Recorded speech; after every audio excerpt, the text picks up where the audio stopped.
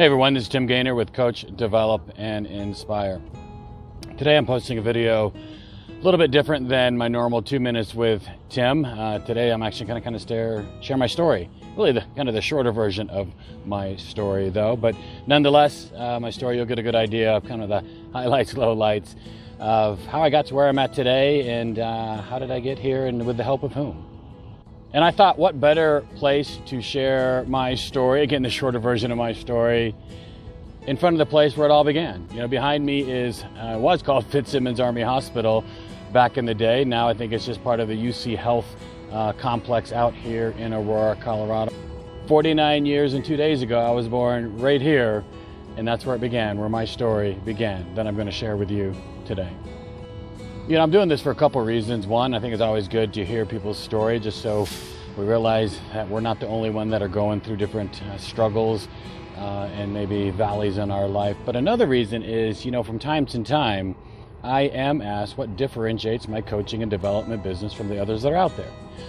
Now, in the coaching, development, training lane, sometimes it is hard to put your finger on the differences in actual products. But to me, that's really not maybe the most important question or most important thing to focus on. To me, it's more important to know why someone wants to invest in your life as your coach, why someone wants to push you, help you in your personal and professional development, why someone wants to partner with you on your journey so that you can live the life that you want and that you were made to live. And that's what I'm going to do today. Again, I'm going to share my story, my why behind Coach, Develop, and Inspire. You know, in most people's lives are these moments that alter, change, or solidify the path they are on. Now, you could maybe look at those moments as some of those, or compare them to some of those historical events that occurred during their lifetime that we truly never forget about. It's those events that are so powerful that we remember where we were, what we were doing, who we were with, maybe even what we were eating and what we were wearing. Examples of some of those events for us could be maybe the day that JFK or Martin Luther King were assassinated, or the day man first landed on the moon. Or for others of us, it may be the day the Space Shuttle Challenger blew up, or the day the Berlin Wall came down. And I certainly know for at least almost all of us, we remember 9/11. Now, I too can vividly remember several of those historical events that occurred during my lifetime, but there is another day, another event that occurred that I will never forget, and actually has had a huge impact on who I am today. It was November 15th, 2003. It was early evening, and I was laying in bed and overheard a conversation that occurred outside of my room in the hallway. Two guys were speaking. And the first guy said to the other one, "You know, I've never seen anything like this. I'm not sure what to do." The other guy said, "You're going to need to call Fight for Life to air transport him." And the first guy said, "Are you sure? Can we wait that long? They're over an hour away." And the second guy said, "It's the only option if he's too." Now, that conversation occurred outside of my intensive care unit room at Memorial Hospital in Colorado Springs, Colorado, 10 days after my second open heart surgery. You see, I was born with a very rare and dangerous congenital heart condition called Ebstein's anomaly. Now, today, 1% of all newborn babies are born with some sort of a congenital heart condition. Now, out of that 1%, 1% have Ebstein's anomaly. So again, very rare indeed. Doctors who evaluated me as an infant did not give me much of a chance to live a full life due to the severity of the condition. In fact, they told my parents that I'd be lucky if I made it to age 16. I passed that by a few years. Now, as my parents found out, and I too, as my story unfolded in front of me, God truly had other plans for me. Growing up, I was a military brat. My dad was in the Air Force, so we got to move every couple years. And when I was 2, we were living in upstate New York, and one day I was rushed to the hospital. I kept passing out, turning blue because of lack of oxygen, which obviously was because my heart was not working properly. Now, the doctors spent hours trying to figure out what was wrong so they could fix it, but they were unsuccessful. And at one point during the day, they stopped what they were doing. They carried me out to the waiting room, put me in my parents' lap, and told them to spend some time saying their goodbyes, as they did not think I would make it through the rest of the night. Again, it's another example of where God had other plans for me. Now, from age 4 to 20, things kind of stabilized. However, when I was 20, things went downhill, and they went downhill fast.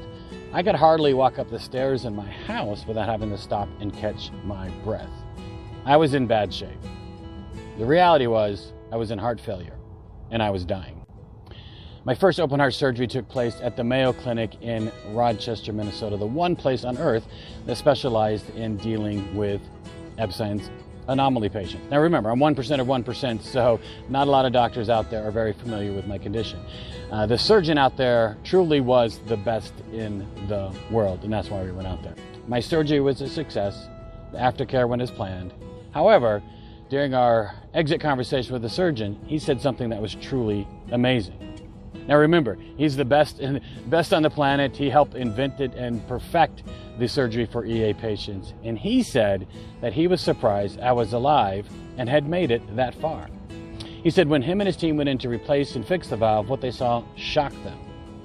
Due to the placement and the condition of the valve, it appeared to them to have never worked in a manner that should have kept me alive. Now, I don't remember some of those early things in my life, but I do remember that day, and I do remember that comment. And it was very abundantly clear to me that God truly did have other plans for me. In 2003, I had my second open heart surgery to replace the valve that was put in 1991. Now, this point. We knew this was coming.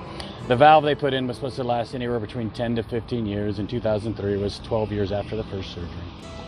However, this one did not go as planned. As alluded to earlier, there were a lot of complications.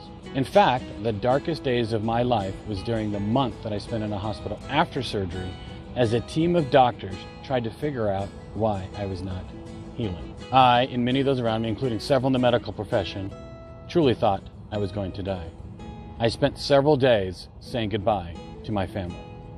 However, and this part is something I tell myself all the time and help my clients try to understand about their circumstances. My view and lack of understanding about my circumstances did not change the reality of God's plans for my life. Our view and lack of understanding about our circumstances, our opportunities, does not change the reality of what we are truly capable of achieving. While I still have a heart condition and will need surgery again someday, the path God has taken me on with my medical conditions was His way of showing me how He wanted me to live my life. Not to live it just for myself, but to use it for others. Now I have this personal mission statement, and I do think it's something that everybody should have, their own personal mission statement that kind of directs their life. And mine is based on a verse that God planted on my heart years ago. And I believe it was to show me the way He wanted me to live. And it's from the book of Philippians, which is in the New Testament, and it's chapter 2, verses 3 and 4. So Philippians 2, 3, 4. And it's, do nothing out of selfishness or empty conceit, but with humility of your mind, regard others as more important than yourself. Do not merely look out for your own interests, but look out for the interest of others. How long my journey is, well, how long any of our journey is, we truly don't know. But what I do know is that every day, every hour, every minute, and every second that I take a breath is a gift, and I alone am responsible for how I use that gift for the betterment of others. We alone are responsible for how we live our life day to day. Through my business as a coach, trainer, and speaker, I want to use my passion for life to help others see and feel this so they too can live the life that they want and that they were made to live. Well, that's it. That's my story. Again, at least the short version of my story. And I hope you got some value out of it and understand a little bit more about who I am and where I'm coming from and why I do what I do. Now, if you're looking for some help to find some traction or direction in your personal or professional life, I would love to grab a cup of coffee, a drink, or get on a call and kind of talk about your circumstances and if I would be a good fit to help you start down the journey that you want and were made to travel down. Tim Gaynor, Coach, Develop, and Inspire.